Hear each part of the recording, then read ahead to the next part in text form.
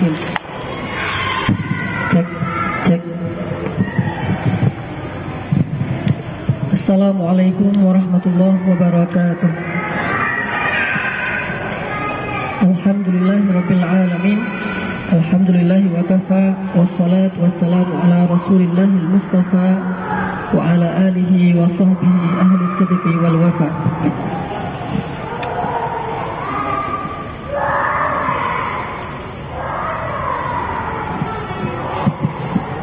Ikhwati fillah,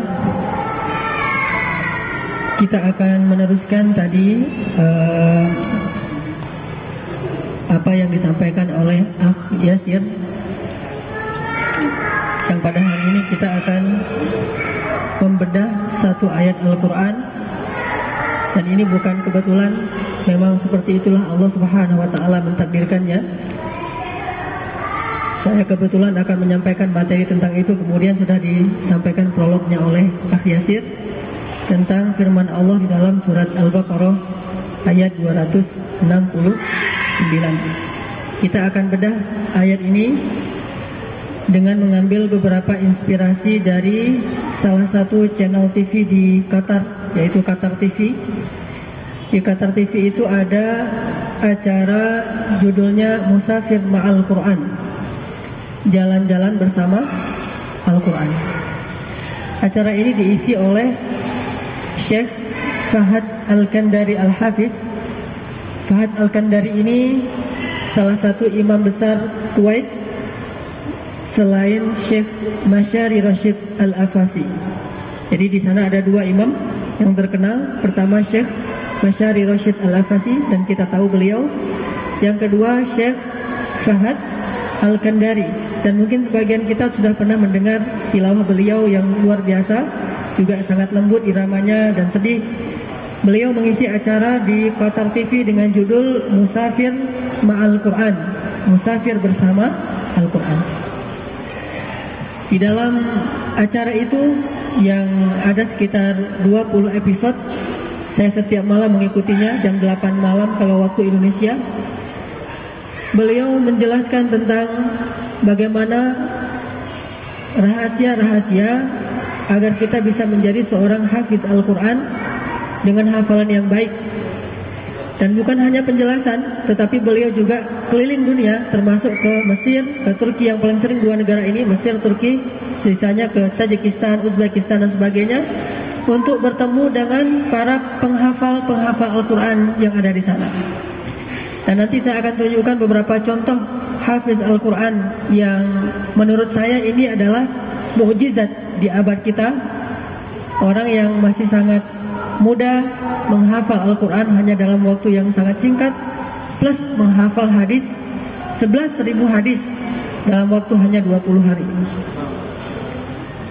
Dan inilah yang disebut dengan musafir ma'a ahli Al-Quran, berjalan atau tamasya bersama para ahli Al-Quran. Dan hari ini kita akan ambil 3 saja di antara nasihat-nasihat yang disampaikan di dalam acara tersebut. Tapi sebelumnya kita tilawah dulu Al-Quran yang ada di dalam surat Al-Baqarah ayat 269.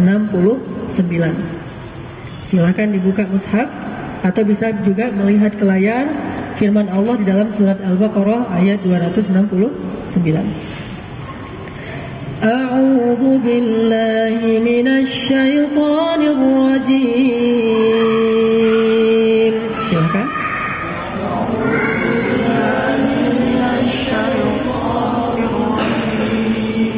Bismillahirrahmanirrahim.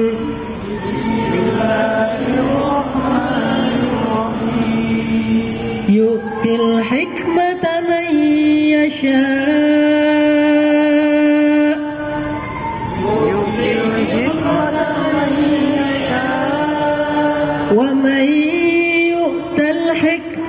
فقد أوتي خيرا كثيرا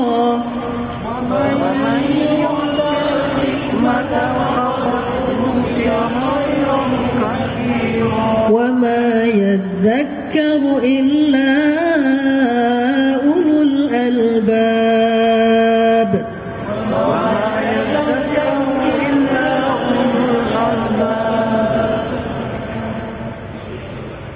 memberikan hikmah ini kepada siapa yang Dia kehendaki. Dan siapa yang Allah berikan hikmah, maka dia telah memperoleh kebaikan yang sangat banyak. Dan tidak ada yang dapat mengambil pelajaran kecuali orang-orang yang memiliki akal dan hati.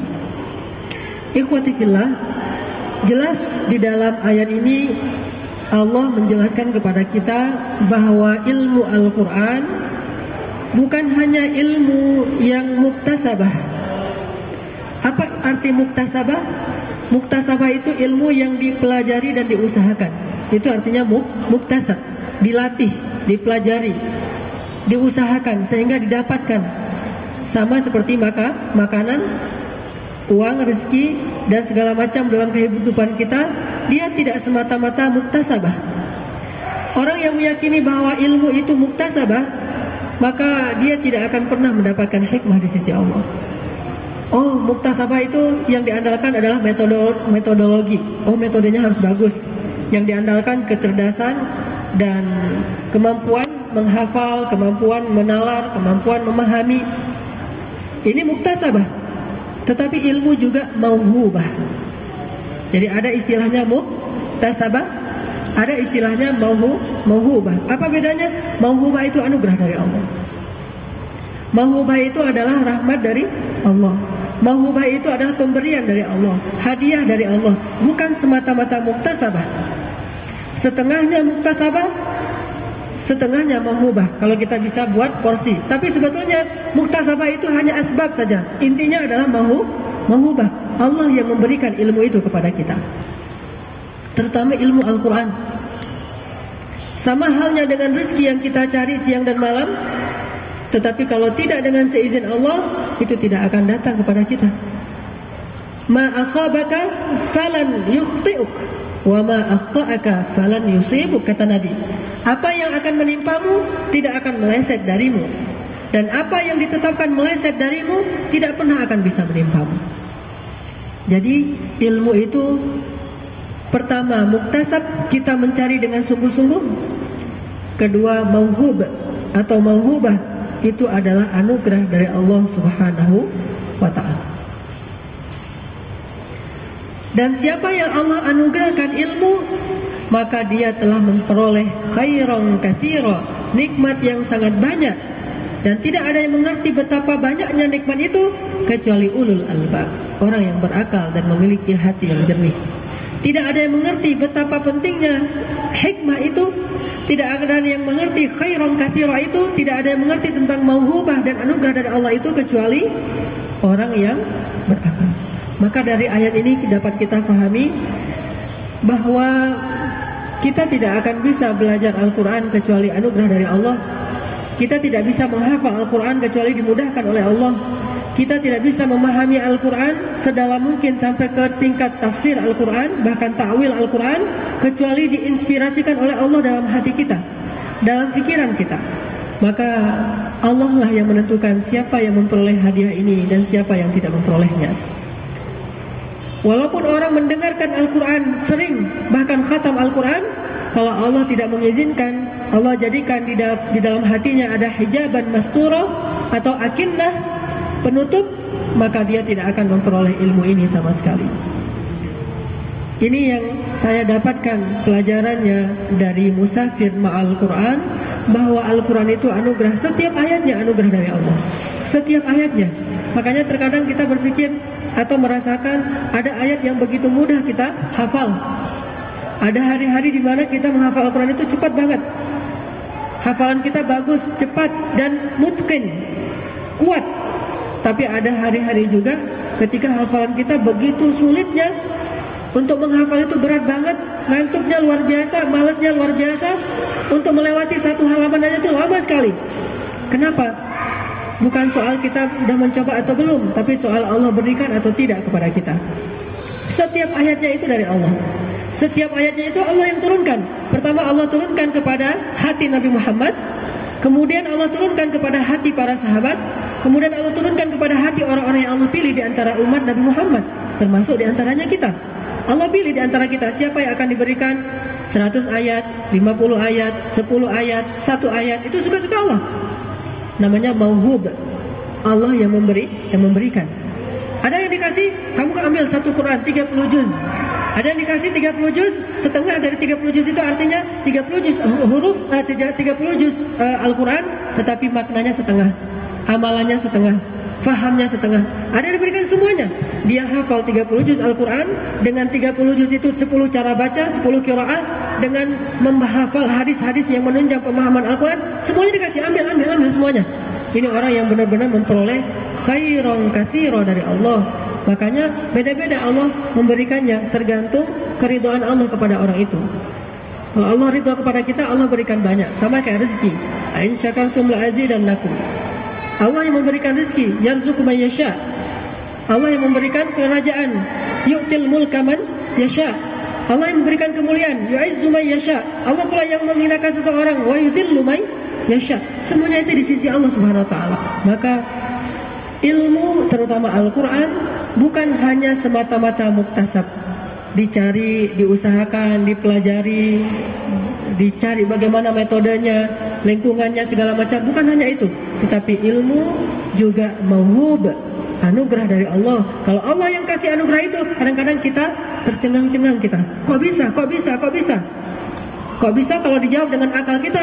Nggak ada jawabannya. Tapi kalau dijawab dengan iman, ya bisa. Karena ini anugerah dari Allah, bisa saja diberikan kepada may yasha, siapa yang Allah kehendaki. Sekarang kita cari tahu beberapa ilustrasi di Mesir, anak-anak yang hafal Al-Quran, dan Allah bukan hanya memberi mereka huruf-huruf Al-Quran, tetapi juga ilmu hikmah dari Al-Quran. Pertama, yang tadi saya sampaikan, namanya Syarif Sayyid, anak Mesir. Kalau sekarang dia sudah berusia sekitar 11 atau 12 tahun. Namanya Syarif Sayyid, bisa cari nanti di YouTube. Apalagi kalau ngetiknya pakai bahasa Arab itu cepat langsung keluar, Syarif Sayyid. Anak ini, dia usianya 6 tahun dulu, menghafal Al-Quran baru 4 juz. Jadi dari usia 4 tahun dia belajar Al-Quran sampai 6 tahun, 2 tahun cuma menghafal berapa? Cuma 4 juz, nggak lewat-lewat dari 4 juz. Dia belajar lagi 4 juz, nggak bisa lewat dia nggak kuat. Pas mau nambah hafalan, murajaahnya bingung, nanti lupa lagi yang di belakang. Cuma 4 juz saja yang dia hafal. Tapi kemudian dia bertemu dengan seorang syekh yang hafal Al-Quran dengan 10 qiraat. Lalu syekh ini mengatakan, ya Syarif, kamu belajar di sini. Awalnya dia belajar dengan orang tuanya, dikasih ke syekh, ke sebuah maktab. Akhirnya dia belajar kepada syekh ini. Dalam hanya kurang lebih 6 bulan, dia hafal 26 juz yang tersisa. 6 bulan, 2 tahun lebih dia belajar cuma dapat 4 juz. Tapi 6 bulan kurang, dia mendapatkan 26 juz. Bahkan bisa disebut 30 juz, karena 4 juz yang dia hafal dulu itu tidak mungkin, tidak kuat hafalannya, dan tidak bagus cara baca dan wakafnya, tidak ada riwayatnya. Sekarang 30 juz dengan riwayat. Dia wakaf di tempat Jibril wakaf. Dia ibtida di tempat Jibril ibtida. Bagaimana Jibril membacakan ayat itu kepada Nabi, begitu dia baca. Disebut dengan riwayat Al-Quran. Beda dengan kita kalau belajar Al-Quran kan nggak pakai riwayat nih. Yang penting udah bisa tahsin, udah hafal Quran, disebut hafiz. Kalau di Arab tidak boleh disebut hafiz sebelum dia dapat ijazah minimal 1 riwayat saja, minimal 1 qiraat. Kenapa riwayat? Biar dia tahu di mana Jibril wakaf, bagaimana cara Jibril membaca kalimat itu. Misalnya wahwa ala kulli syai'in qadir. Gimana Jibril baca wahwa ala kulli syai'in qadir? Kita bebas saja, wahwa ala kulli syai'in qadir. Padahal Jibril bacanya gimana? Wahwa ala kulli syai'in qadir. Wahwa, hu-nya dinaikin, bukan wa-nya yang ditekan. Ini semuanya cara baca Jibril, dan ini dipelajari dalam ilmu riwayat. Mereka menghafal kitab matan itu kayak syair, tapi isinya tajwid. Kalau kita kan tajwid kita gampang di metodenya. Ada pakai warna, ada katanya huruf tentara, ada huruf presiden, ada huruf rakyat, kan macam-macam tuh metode di Indonesia nih. Kalau di sana dia hafalnya matan. Matan itu tebalnya sampai ratusan lembar. Dia hafal dalam bentuk syair, isinya nun kalau ketemu ini, hafal semuanya. Dia hafal itu dalam waktu hanya 6 bulan. Syarif Sayyid. Setelah selesai dia hafal Al-Quran dengan 1 riwayat 6 bulan, bapaknya bertanya, ma ba'dal Quran? Terus kalau udah selesai Al-Quran apa lagi? Kayaknya udah selesai itu. Karena ini adalah puncak menurut bapaknya. Apa kata syekhnya Syarif? dia justru baru mulai, bukan udah selesai, dia justru baru mulai. Bapaknya fikir udah selesai setelah Al-Quran, kata syekhnya belum, ini baru mulai. Sehingga akhirnya dia diajarkan 10 qiraat Al-Quran, 10 riwayat. Satu qiraat sekurang-kurangnya ada 2 cara baca. Maka kalau 10 kali 2, 20 cara baca Al-Quran dikali 30 juz. Sama sekali berbeda. 30 kali 20 berapa juz? 600 juz. 600 juz dia hafal Al-Quran. Kenapa saya bilang 600? Karena bacanya beda.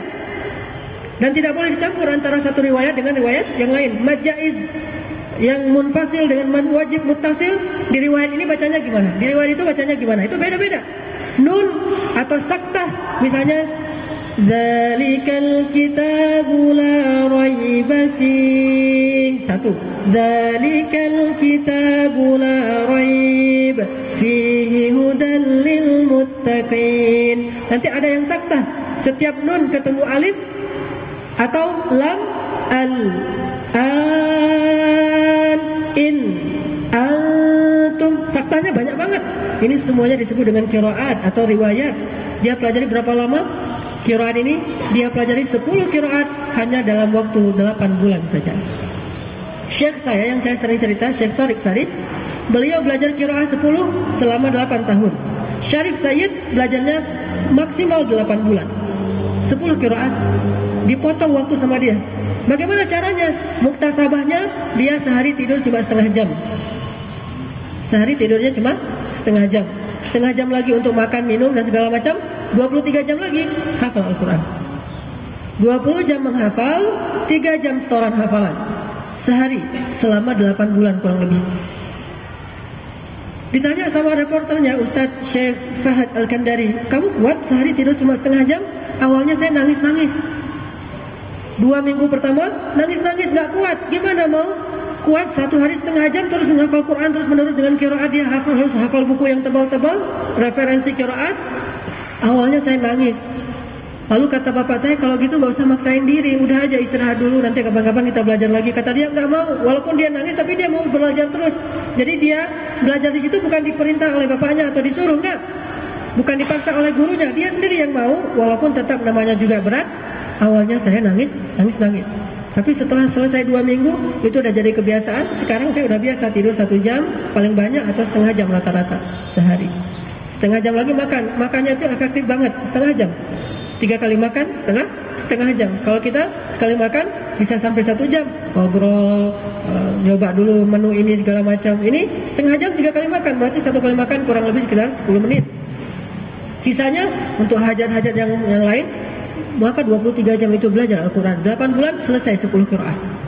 Selesai 10 qiraat, dia ikut daurah. Daurah itu kalau di kita kayak acara pelatihan.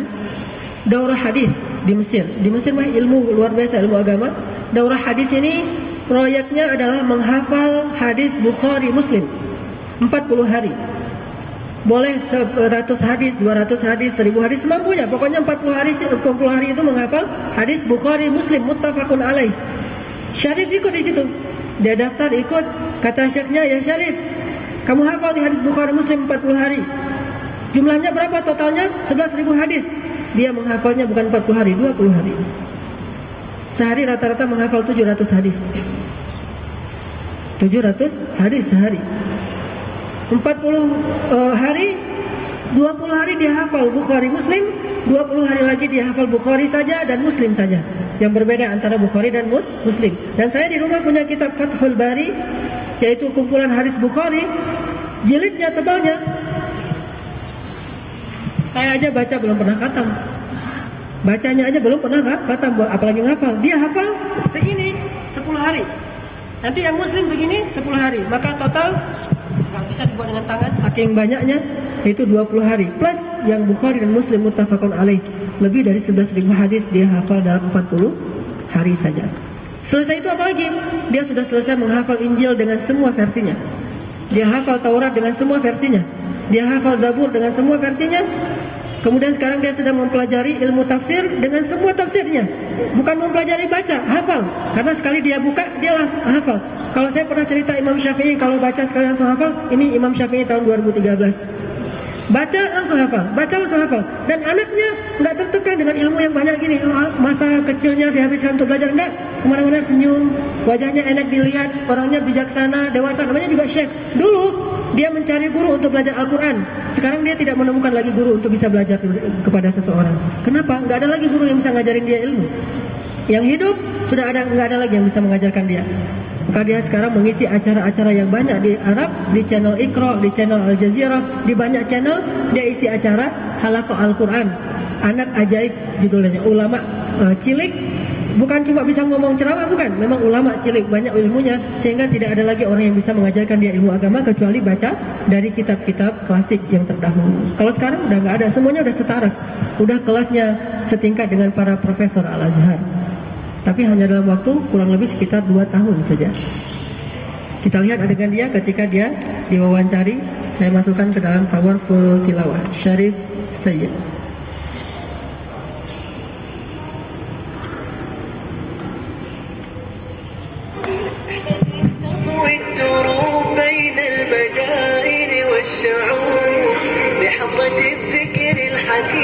Ini nasyid ini adalah isinya tentang motivasi menghafal Al-Quran.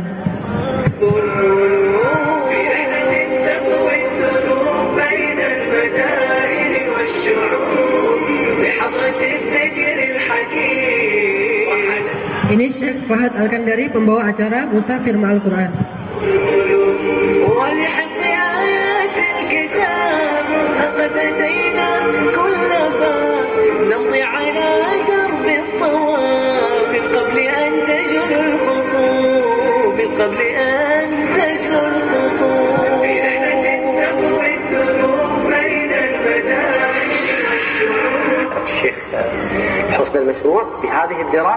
Ini adalah Syekh Fahad Al-Kandari dari Kuwait, imam besar Masjid Kuwait selain Ustaz Al-Afasi.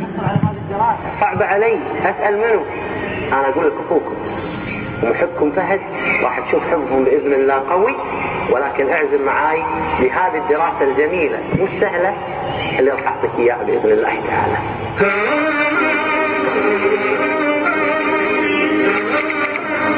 Dia menuju ke Mesir.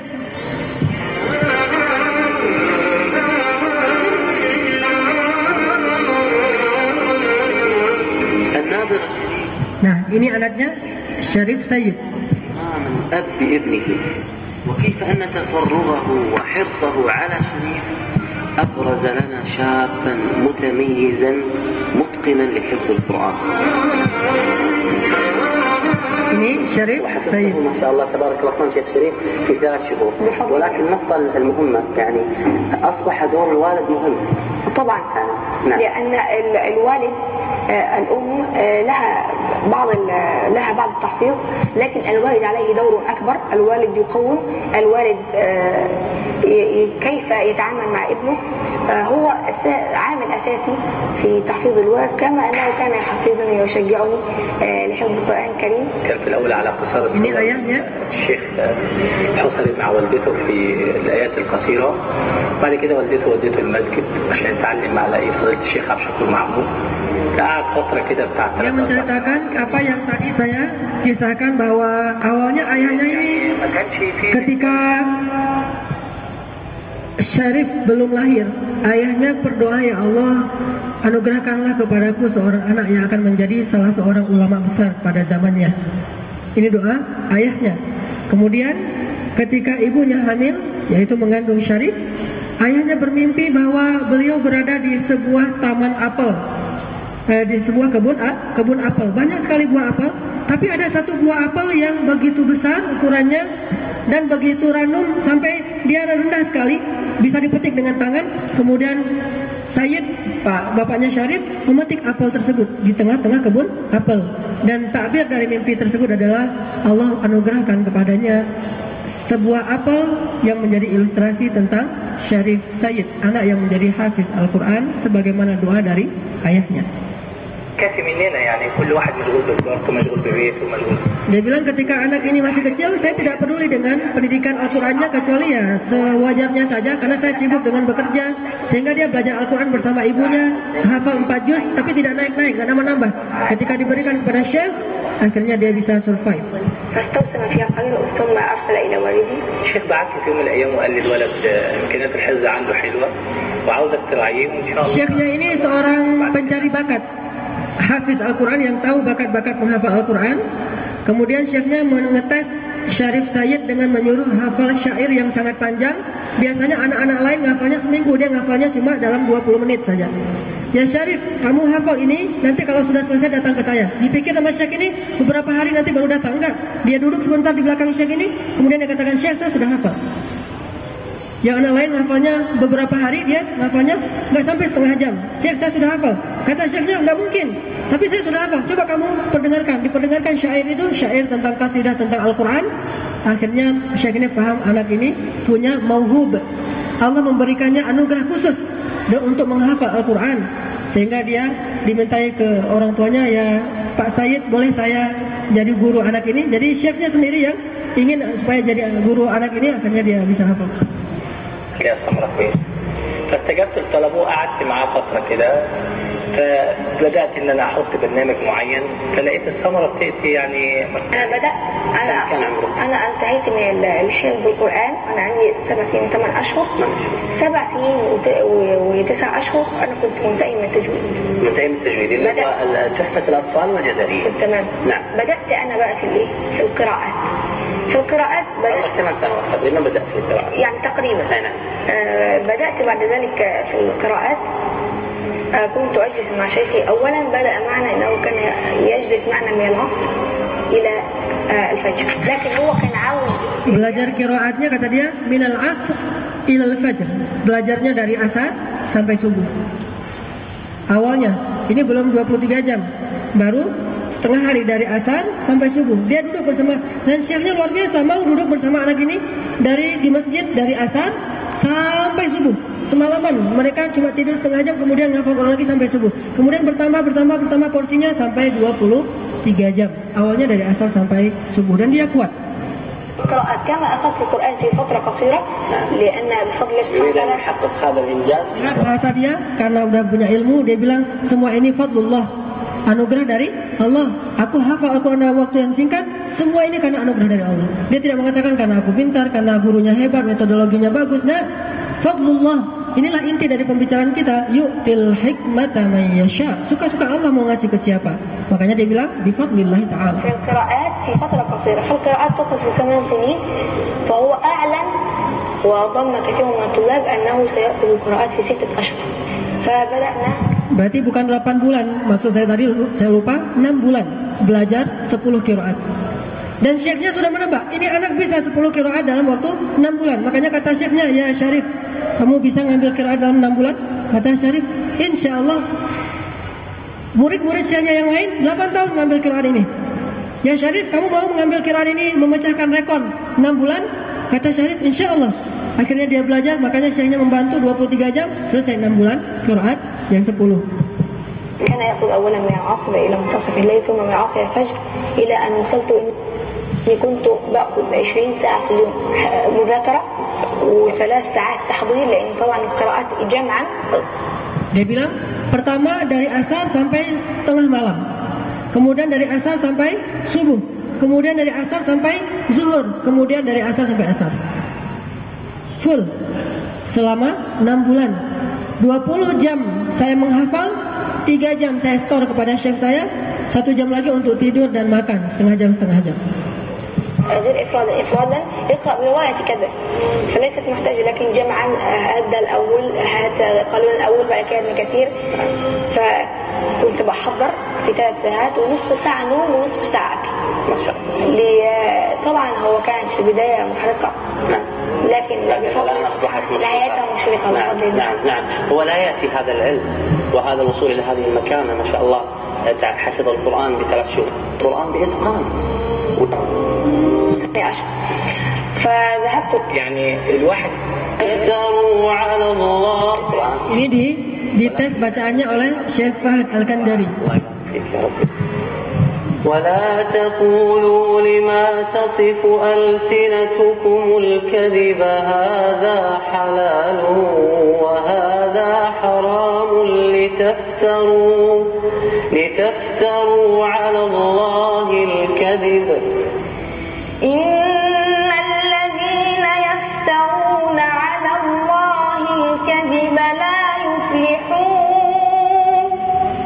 متاع قليل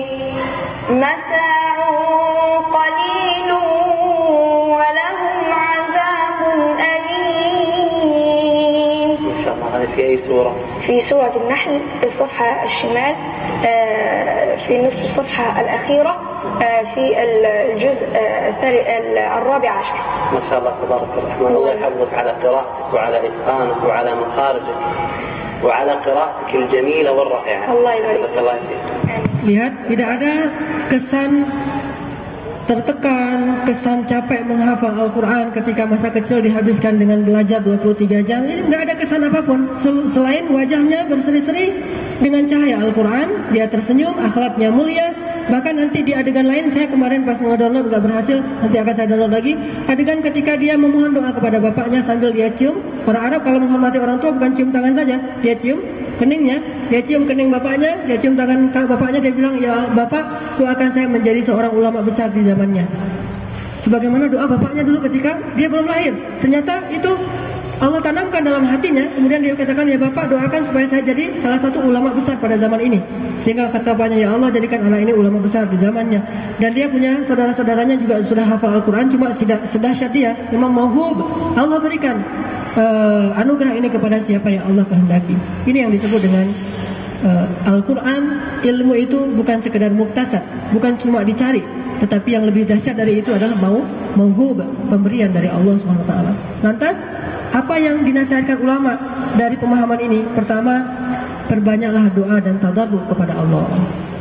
Setengah dari keberhasilan kita ada di dalam untayan doa. Ini nasihat pertama dari Syekh Fahad Al-Kandari dan ulama-ulama penghafal Al-Quran. Banyak-banyak berdoa. Doa orang tua terutama ini mustajabah. Minta doa kepada ayah dan ibu kita. Ini doa yang mustajabah. Ya ayah, ya ibu, jadikanlah, berdoalah supaya Allah menjadikan saya seorang hafiz Al-Quran.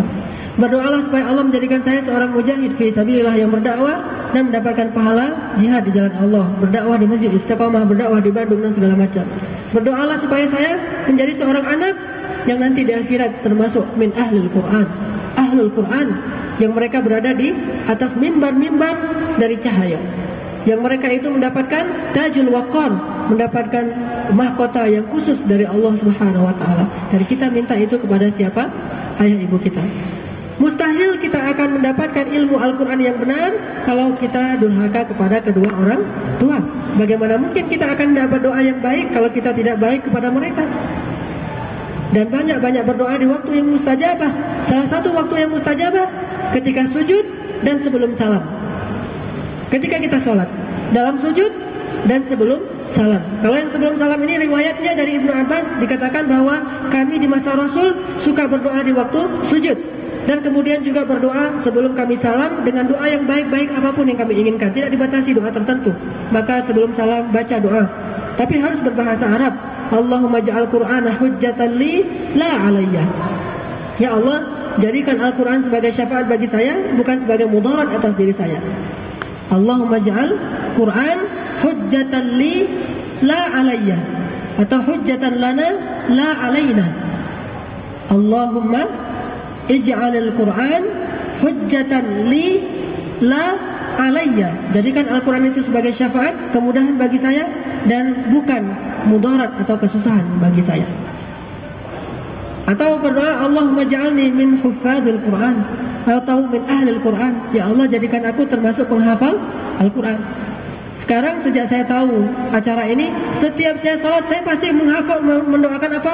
Allahumma ja'al usratana min huffadil Quran. Ya Allah, jadikan keluarga kami penghafal Quran semuanya. Saya, istri saya, anak-anak saya semuanya jadi penghafal Quran. Cucu saya, ya doanya Maryam, doanya istri Imran, doanya Zakaria, doanya Ibrahim, semuanya berhasil kan? Doa.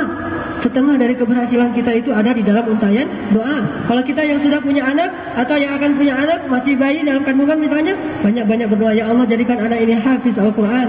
Dan jangan sekali dua kali, terus menerus. Doa itu dawam, terus menerus, karena doa itu juga ibadah, pahalanya besar. Allahumma ja'al hadzal ghulam hafizal Quran, Allahumma ja'al hadzal walad bin hafizal Quran, dan sebagainya. Ya Allah, jadikan ini penghafal Al-Quran. Cari doa-doa yang solih, kemudian tambahkan di dalam sholat kita sebelum kita salam.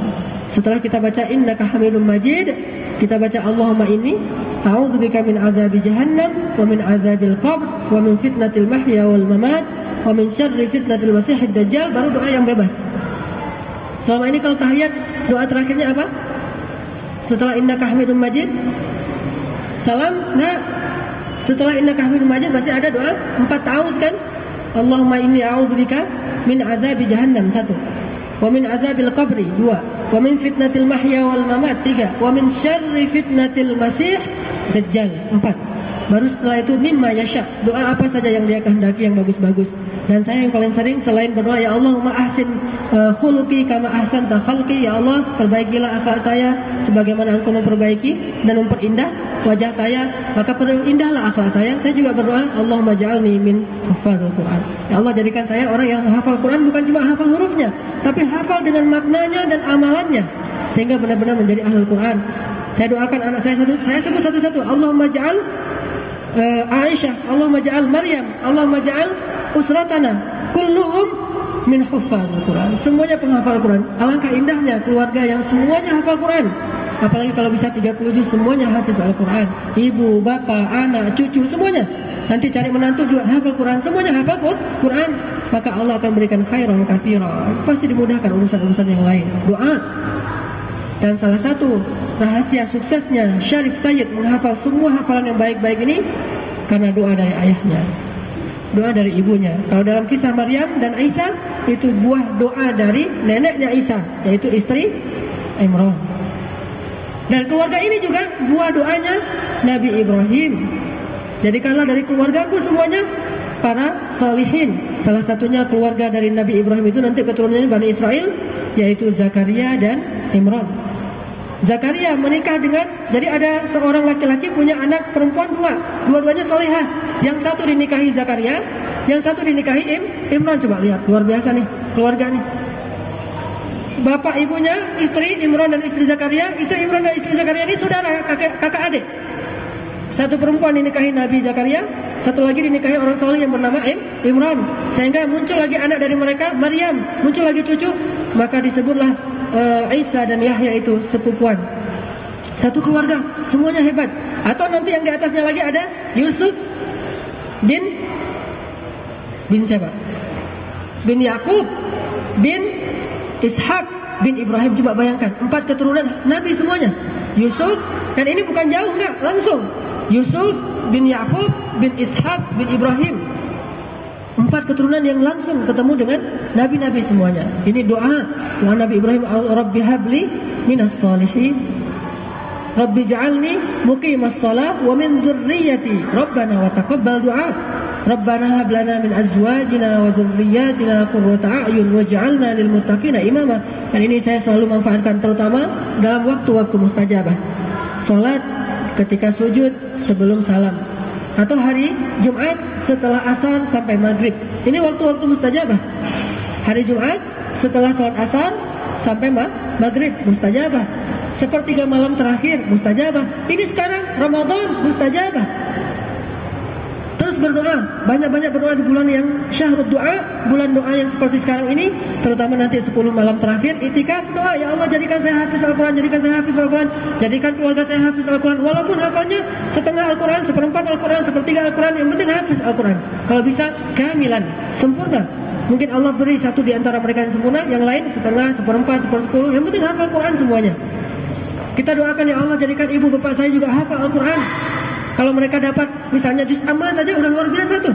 1 juz. Adik-adik saya hafal Al-Quran dapat setengah Al-Quran 15 juz, saya hafal Al-Quran dapat sempurna. Subhanallah, semuanya hafiz Al-Quran. Dan ini keberhasilannya, rahasianya adalah perbanyak doa dan tadarruk. Apa tadarruk? Curhat kepada Allah, mengadu kepada Allah, bicara yang lembut kepada Allah. Idnada rabbahu nidaan khafiyya. Ini tadarruk, berdoa dengan suara yang lembut. Qala rabbi inni wahana al-'azmu minni washta'ala ar-ra'su shayba wa lam akun bidu'aika rabbi syaqiyya. Aku enggak pernah berputus asa memohon kepadamu ya Allah, kata Nabi siapa? Zakaria. Sesungguhnya istriku, sesungguhnya aku, sesungguhnya curhat. Ya Allah, aku lagi ngafal surat ini tapi begitu beratnya bagiku, mungkin banyak dosa, ampunkanlah dosaku, mudahkanlah ilmu ini. Allahumma inni as'aluka ilman nafi'a wa qalban khashi'a wa rizqan thayyiba wa amalan mutaqabbala dan sebagainya. Minta kepada Allah, Allahumma sahil, yassir ya Rabbana yassir. Anta muyassir, engkau lah yang memudahkan segala urusan. Rabbana atina min ladunka rahmah wa hayyi' lana min amrina rasyada waj'al lana min kulli dhiqin makhraja wa min kulli hammin faraja wa min kulli usrin yusra. Koleksi banyak doa-doa yang baik sebagaimana kita mengkoleksi barang-barang kesukaan kita.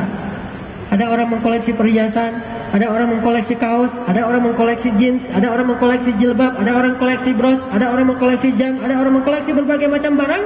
Koleksi juga doa-doa yang solih yang berhubungan dengan masalah kita, sehingga kita bisa membacanya di dalam sholat, di dalam sujud, di sepertiga malam, di waktu-waktu mustajabah, di bulan Ramadan, di ketika i'tikaf, antara azan dan iqamah, antara dua khutbah, semua ini waktu mustajabah.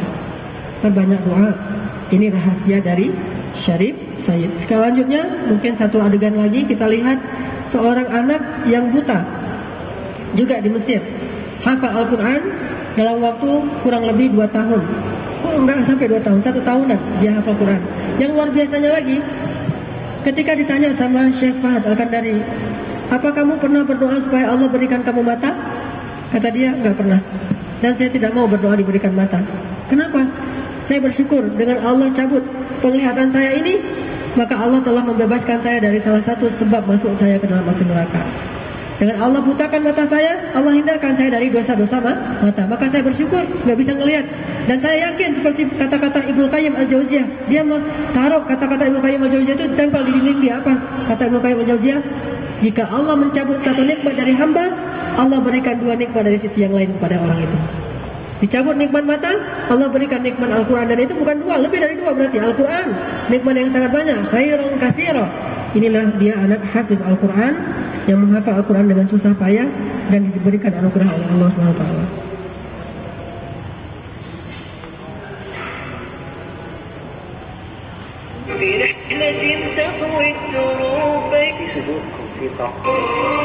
Ini anaknya.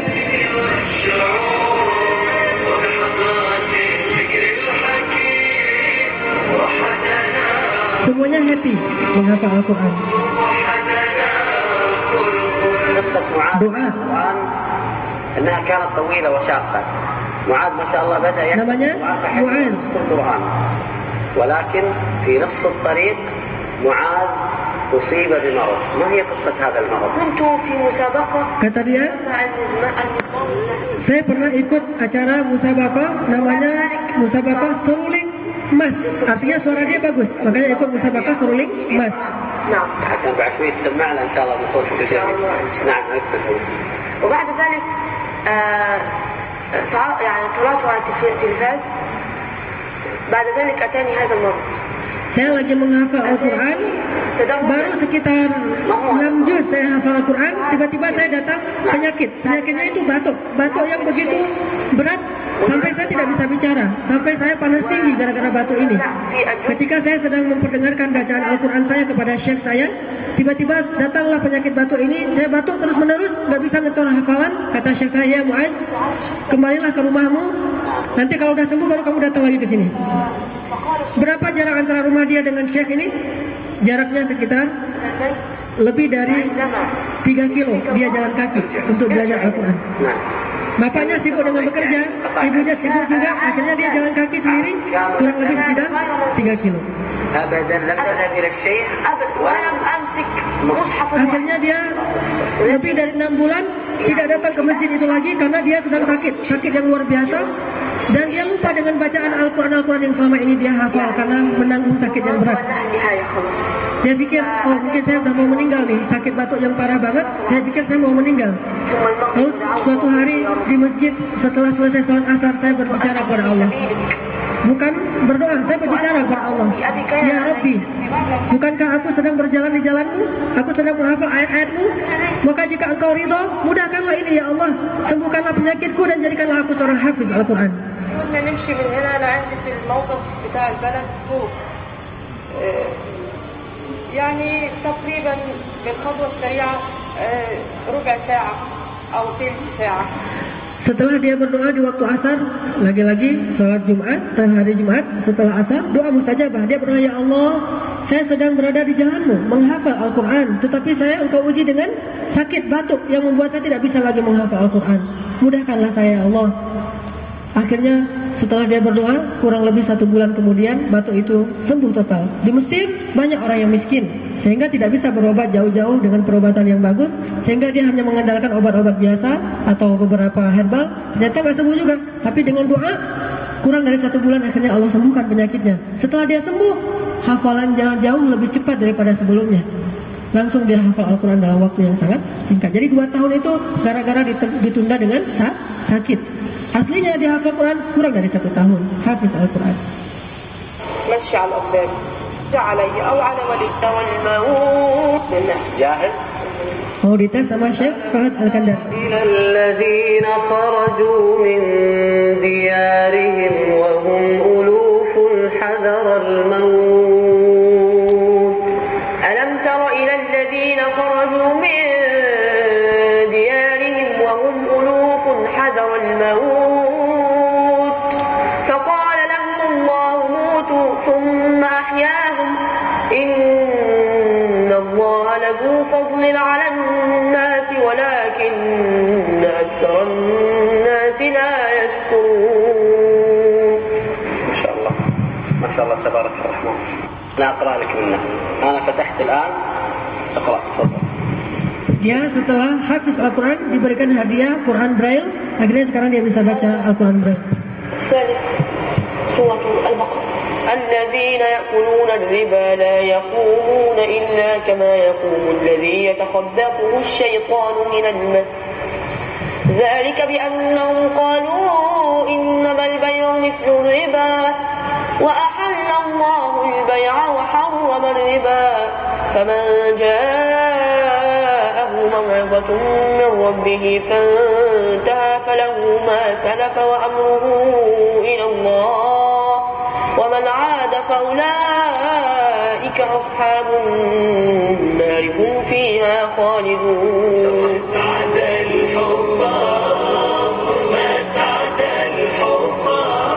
Arti lagunya, betapa bahagianya para penghafal Al-Quran, betapa bahagianya para penghafal Al-Quran. Masa ada hufal. محمد سعيد طفل حفظ القرآن Ini juga anak lain yang hafal Al-Quran.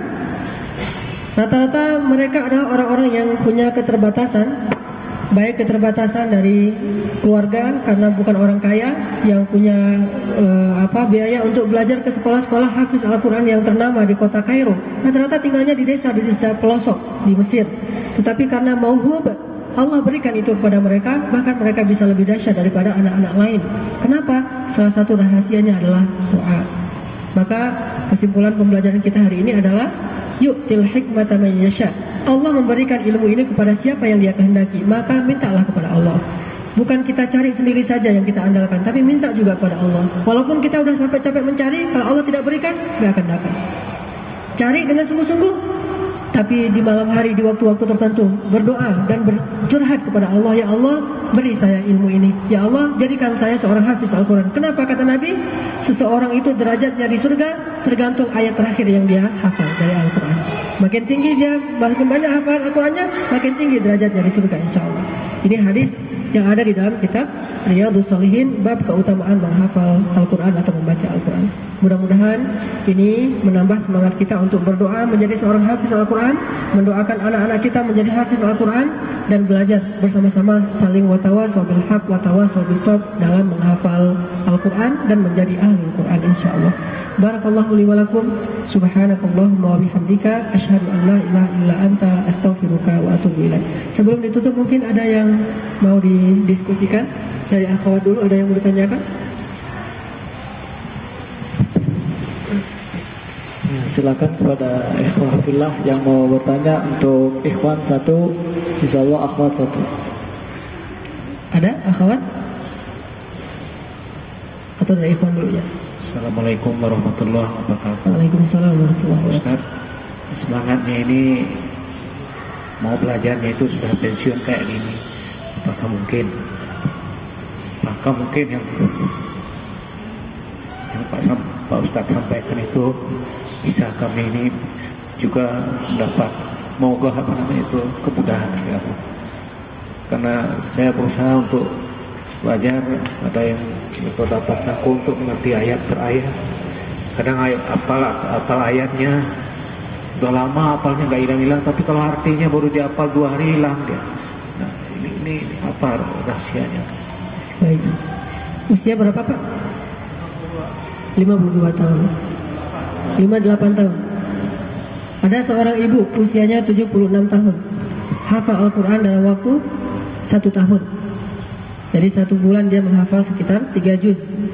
Berarti 10 hari 1 juz. Kurang lebih 1 minggu 1 juz. 1 bulan 3 juz, karena 3 minggu hafal, 1 minggu lagi murajaah. Jadi 1 minggu 1 juz, 1 juz, 3 juz, sisa 1 juz. 1 minggu lagi dia murajaah. Ketika ditanya, di usia segini yang banyak orang mengeluh mudah susah menghafal, mudah lupa segala macam, kok kamu bisa? Ini juga acara sama Fahad Al-Kendari. Bukan hanya dengan anak-anak, nanti juga ada halaqah yang khusus dengan orang-orang yang sudah lanjut usia di atas 60 tahun. Ternyata rahasianya apa? Saya tidak peduli apakah saya akan khatam atau tidak ketika saya nanti meninggal. Tapi yang saya peduli, hari ini saya hafal berapa ayat. Terserah mau nanti meninggalnya setengah Al-Quran, seperempat Al-Quran, atau mungkin mudah-mudahan khatam, itu saya nggak peduli. Yang penting hari ini saya udah hafal berapa ayat Al-Quran. Itu yang dia fokus aja, 1 hari berapa. Awalnya sih 1 hari cuma setengah halaman atau seperempat halaman, tapi lama-lama kan udah terbiasa, udah mudah, akhirnya bisa 1 hari bisa beberapa halaman. Itu tergantung kebiasaan. Makanya tidak pasti harus 1 hari terus 1 halaman, nggak harus juga. Dari awalnya 1 hari cuma 2 baris, naik lagi setelah beberapa lama jadi 3 baris, 4 baris, 5 baris, sampai 1 halaman sehari. Itu tergantung kemampuan. Makanya dia bilang, saya hanya fokus sehari saya hafal berapa ayat, bukan saya harus khatam nanti dalam waktu berapa lama. Alhamdulillah saya bisa khatam 1 tahun. Itu juga gak terduga, anugerah dari Allah. Lagi-lagi dia bilang anugerah dari Allah. Cuma target saya per hari, bukan per tahun. Nanti hafal, enggak, harian. Setiap hari saya hafal, dan saya pastikan gak boleh tidur sebelum saya selesaikan target saya hari itu menghafal berapa ayat Al-Quran. Gak boleh tidur, diwajibkan bagi dirinya sendiri. Adapun bagaimana cara untuk bisa memahami Al-Quran dengan menghafal terjemahan, memang yang paling efektif bukan menghafal terjemahan, belajar bahasa Arab.